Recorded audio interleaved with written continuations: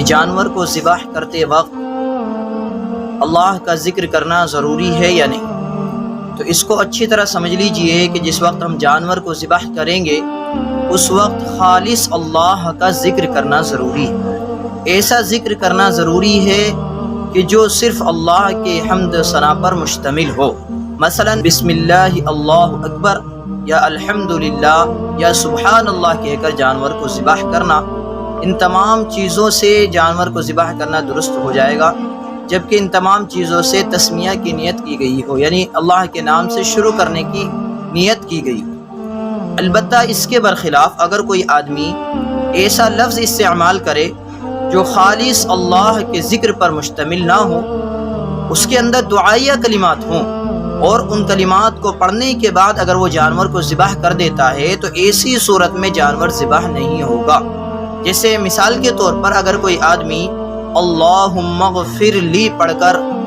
جانور کو ذبح کر دیتا ہے تو ایسی صورت میں جانور حلال نہیں ہو، اس لیے کہ اللہم اغفر لی یہ ایک دعائیہ کلمہ ہے اور اس کے اندر سوال کی آمیزش یعنی ملاوٹ ہے، خالص اللہ کا ذکر نہیں ہے۔ لہذا اگر کوئی آدمی اللہم اغفر لی پڑھ کر جانور کو ذبح کر دیتا ہے تو ایسی صورت میں جانور ذبح نہیں ہوگا۔ البتہ ایک بات ہے کہ اگر کوئی آدمی عربی کے اندر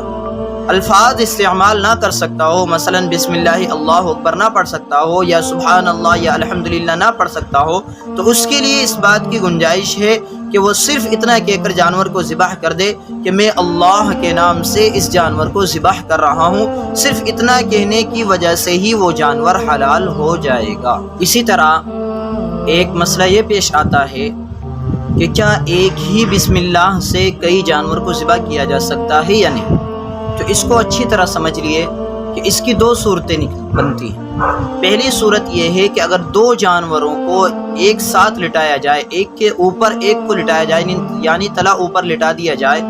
اور دونوں کو ایک ہی چھری سے ایک مرتبہ میں ذبح کر دیا جائے تو صرف ایک مرتبہ بسم اللہ پڑھنا کافی ہو جائے گا۔ اور دوسری صورت یہ ہے کہ اگر جانور کو الگ الگ لٹایا جائے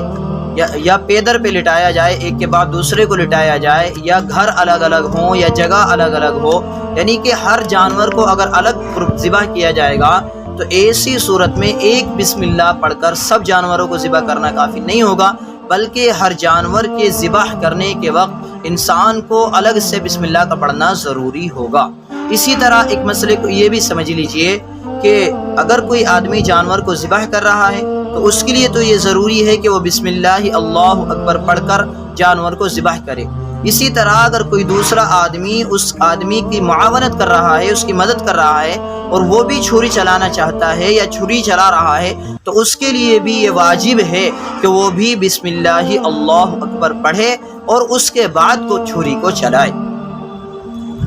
البتہ کبھی کبھی ایسا بھی ہو جاتا ہے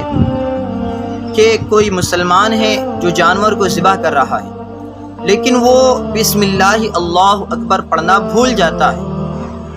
تو اگر اس صورت میں اس نے جان بوجھ کر بسم اللہ کو نہیں چھوڑا ہے بلکہ بھول کر ایسا ہو گیا کہ وہ بسم اللہ پڑھنا چھوڑ گیا،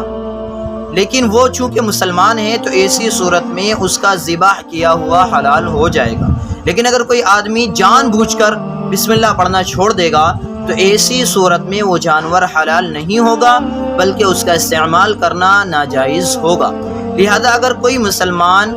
بھول کر بسم اللہ پڑھنا چھوڑ دے تو اس کا ذبیحہ حلال ہے، لیکن اگر کوئی مسلمان جان بوجھ کر بسم اللہ پڑھنا چھوڑ دے گا تو پھر وہ ذبیحہ حلال نہیں ہوگا بلکہ وہ مردار کے حکم میں ہوگا، اس کا استعمال کرنا درست نہیں ہوگا۔ اسی طرح ایک چیز یہ بھی سمجھ لیجئے کہ اگر آپ نے کسی جانور کو قربانی کی نیت سے خرید لیا ہو یا آپ کے پاس چند جانور، ان جانوروں میں سے آپ نے کسی ایک جانور کو قربانی کے لیے متعین کر دیا ہو، تو جس وقت اس جانور کی قربانی کی جائے گی اس وقت یہ ضروری نہیں ہے کہ اس کے اندر یہ متعین کیا جائے کہ ہاں ہم اس جانور کی قربانی کر رہے ہیں، بلکہ جو آپ نے پہلے نیت کی ہے اسی نیت کے ساتھ اس جانور کی قربانی کر دی جائے گی تو یہ قربانی معتبر ہو جائے گی۔ اسی طرح کبھی کبھی ایک مسئلہ یہ بھی پیش آ جاتا ہے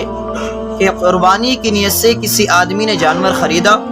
اور اس جانور کو یہ متعین کر دیا گیا کہ یہ جانور فلاں آدمی کی طرف سے قربان کیا جائے گا، لیکن جس وقت اس جانور کو ذبح کیا گیا تو بھول کر اس آدمی کے بجائے کسی دوسرے کا نام لے لیا گیا،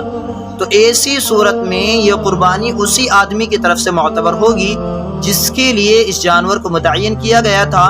بھول کر جس آدمی کا نام لیا گیا ہے اس آدمی کی طرف سے یہ قربانی معتبر نہیں ہوگی۔